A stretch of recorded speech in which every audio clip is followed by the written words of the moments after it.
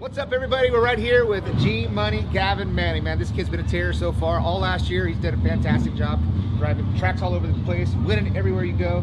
Man, you've been so successful. What's kind of the secret to your success?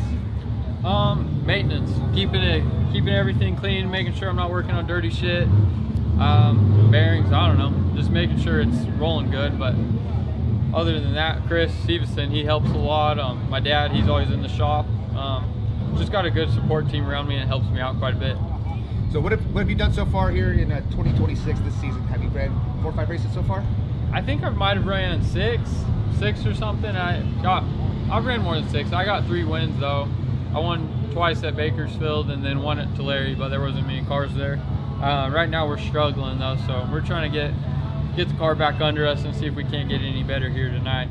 So what do you expect here tonight? The track's going to be pretty heavy, a little slick. Right now, Robbie's got this place dialed in. I know you came in practice. How did the track feel in practice? It was really smooth.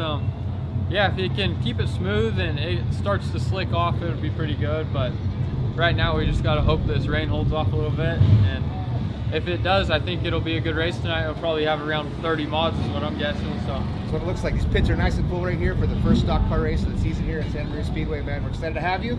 Good luck, and hopefully we'll have that conversation on victory lane. heck yeah, thank you, John. All right, see you guys.